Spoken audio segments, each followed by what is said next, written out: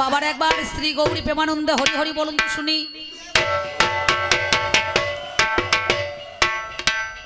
সুন্দর সুন্দর সুন্দর নাকি বলছেন? অতি সুন্দর আমার পাল্লাদার। আপনাদের গ্রামে এই আসরে এই বাসরে যা গেল্লা গেয়ে গিয়েছে উনি খুব সুন্দর মানুষ নাকি বলছেন? জ্ঞানী বা পণ্ডিত ওর খুব সুন্দর হয়েছে, আমি বলবো না যে হয় নাই, কারণ যার যেমন ভাব তার তেমন লাভ নাকি বলছেন? আস্তে কাকা, এই যে থামুন, আপনি অনেকক্ষণ ধরে দেখছি গল্প করছেন, চুপ করে থামুন তো, বসে থাকুন। সেই জন্য আমি আপনাদের কাছে দেখুন আমার কমিটি দাদারা প্রায় আমি আস্তে আস্তে আমি 2:10 আসরে ঢোল দিয়েছি, মোটামুটি 9টা বেজে গিয়েছে। এবার আমি যখন দ্বিতীয় পালা করে গেলাম, আমার একটা কমিটি দাদা বলছে অম্বিকাদি আর একটুখানি 10-15 মিনিট বললে পরে ভালো হইতো আমাদের। আর দাদা দেখুন এই যারা আমাদের পরে পরে মেয়ে ছেলেরা কবিয়াল এসছে, সঞ্চিতা, মধুমিতা, মিলি, লিলি নাকি বলছেন, তবে কবি গানটা হচ্ছে আলাদা, কারণ এই আস্তে আস্তে এই কবি গান শুধু গান নয়, একটা জ্ঞান। কিন্তু দেখবেন অধর্মটা মানুষ চোখে দেখতে পায়, কিন্তু ধর্মটা কিন্তু চোখে দেখতে পায় না নাকি বলছেন?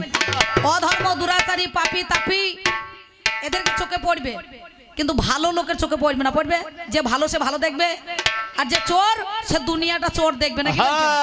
আর যে সাধু সে দুনিয়াটা কিন্তু সাধুই দেখবে। আচ্ছা, এই যে আমার পাল্লাদার একটা কথা বলেছিল যে নবান্নের কথা, নবান্নের কথাটা কে বলেছে? নবান্নটা কতদিন চালু হয়েছে? যে আমাদের জ্যোতি বসু সেই তো নবান্ন চালু করেছে না? সেকালের লোকে করেছে? রামচন্দ্র করেছে না ভগবান শ্রীকৃষ্ণ করেছে? কে করেছে? না বিষ্ণু করেছে? কোনটা? তা ও আবার ঘুরিয়ে বলছে গাল বাড়িয়ে চর খেতে যাচ্ছ। আমি কি বলেছি নবান্ন তো শুয়ে আছে না কি বসে আছে? তা তোরা শুচ্ছিস না বসছিস তোরাই জানিস। তোরা না পারিস তো তোর বউগুলোকে পাঠাইছিস তো। সন্দেশ খালি দেখা কি হচ্ছে, দেখ গাই বেলা ভালো করে দেখ, ভালো করে দেখ, তুই বুঝে দেখ কি বলছেন। আমি কি কথা বলেছি? ওইটা কথা বলেছে। কথার ধরন বরণটা ঠিকঠাক করে বলবা, কারণ শাস্ত্রে যেটা আছে শাস্ত্রের বাইরে কিন্তু একটা কথা হবে না। হবে আজ আসতে পালাটা একালা সেকাল, একালা সেকাল। গানের সময় বলছে কি আপনাদের কাছে অনেক কথা বলেছি, আমি এখানে বসে বসে শুনছি। আমি কি বললাম? আমি তো দ্বিতীয় পালা বেশি প্রশ্ন করি নাই। আমি বললাম কলিযুগের মধ্যে এখানে বৈষ্ণব হইতে গোড়ার মরেছিল 7, 3 শ্লোকে তো পড়ে গেল বাদ। একটা বাবাজি 3টে মাতাজি, তা বলছে যার ক্ষমতা আছে সে 3টে মাতাজি করবে। তা 3 জনকে একসঙ্গে সংসার কর দেখি, দেখ কেমন থাকে। থাকবে? থাকে? আগ্রা ঘুরে ঘুরে বেড়াবে, একজনা থাকে। আর তোরা যদি এতই মুচ্ছুদি হয় মাতাজি 3টে করে বসে খাইতে দে। একে বলছে ও গা ভিক্ষা করতে যা, ওকে বলছিস তুই সে গা যা, ওকে বলছিস তুই ঘোড়ানার মুস্তুল দিয়ে যা, আর তুই বসে বসে গাঁজা খা। কি তাই তো? 3-4টে মাতাজি হইলে পরে তাই করে দেখবেন। আগ্রায় দেখেছেন? হ্যাঁ হয় না দাদা? তাহলে আমি একটা ছুট কথা বাইরে কিন্তু বলতে পারি না। তাহলে আমি তোমাকে কি কথাটা বললাম যে বলো নাম যার গৌরাঙ্গ মহাপ্রভু সে বউ কাঁদিয়ে মা কাঁদিয়ে সংসারকে পরিত্যাগ করে কাটোয়ার কাঞ্চননগরে কেশব ভারতীর কাছে দীক্ষা নিয়ে মধুনাপিতের কাছে মাতার স্মরণ করে আমি সেই নিদয়া দেখে এসেছি। নিদয়াতে একটা না, আমি আর সঞ্চিতা একই মাসে 7 পালা গান করছি, একই মাসে নিদয়ার ঘাট। বুঝতে পারছেন? যে এখানকার এখন কলিযুগের দেখবেন প্রধান ছিল ওই প্রীতি বিশ্বাস, তার স্বামী ছিল সেটা মনে করুন এই মধুসূদন বিশ্বাস, সেও ছিল। আবার তার ছেলেও হয়েছে পার্থ। তাহলে আমাদের মধ্যেখানে সে ঝন্টু, নবদা সব গান সঞ্চিতাকে আমাকে করাইলো। যেমন আপনাদের এই আমডাঙ্গাতে সঞ্চিতা 2বার এসেছিল, মিলি বোধহয় 1বার এলো, সোমনাথ দাস মোটামুটি 4-5 এসেছিল। আছে নাই? আপনাদের যেমন কথা হয় আমাদের কবিয়ালে সব কথা হয়। বুঝতে পারছেন? কে কেমন ভালো, কোন গ্রামে মানুষ ভালো, কে কেমন খাওয়া দাওয়া করাইলো সব কথা হয়। না হইলেও আমি গান না করতে হইলেও ও ফোনে তো কথা আমাদের চলে। বুঝতে পারছেন তাই না? তাহলে হ্যাঁ, সেই জন্য আবার অনেকে দেখে মনে করুন গান যখন করতে যায় দেখবেন মেয়ে ছেলে দেখে বলে আপনাদের মতো একটা মেয়ে দেখে দেন, বিয়ে দেবো নাহলে বিয়ে করবো। অনেকে প্রস্তাব দেয়। বুঝতে পারছেন? তাহলে এর জন্মের হবে না ভাই, আমাদের তো হয়ে গিয়েছে, হাই রোডে মোরাম পড়ে গিয়েছে, আবার এবছরও নয়, আবার যদি কোনো মোড়ে জন্ম নিই তাহলে দেখা যাবে নাকি বলছেন? দিদি এই যে ঘুমিয়েন না, ওই দেখো চাদর ঢাকানি ঘুমিয়েছে, বাড়ি পাঠিয়ে দাও তো মা, নাহলে মাথায় জল ঢেলে দাও। হ্যাঁ, তা বিষয়টা হচ্ছে একদিকে একাল আর একদিকে সেকাল। তোমার কালে গৌরহরি কি করেছে, ভগবানকে কেমন করে পেয়েছে, তার ধর্মটা কি, কর্মটা কি। আর আমার যুগের কি একটা কথা বলেছে, 7 ভাতারি সাবিত্রী, 5 ভাতারি এইও, আর ভাই ভাতারি বলে গিয়েছে বাপ ভাতারি যাইও। কি বলে নাই, এর ভাব ভালো আর ভাষাটা খারাপ, আর অবস্থা ভালো ব্যবস্থাটা খারাপ। যখন আপনাদের কলিতে ঠাকুর মশাই যখন বিয়ে পড়ায় কি বলে গো, যাদের বিয়ে আনুষ্ঠানিক ভাবে হয়েছে আর যাদের বেরিয়ে পালিয়ে গিয়ে হয়েছে তাদের কথাটা বাদ দেন। যাদের সত্যি কথা লোকাচার মেনে যাদের বিয়ে হয়েছে, যারা সমাজের মানুষকে প্রতিষ্ঠিত করেছে, কি করে 10টা গ্রামের মানুষ নেয়, নাই তো বরযাত্রী নেয়।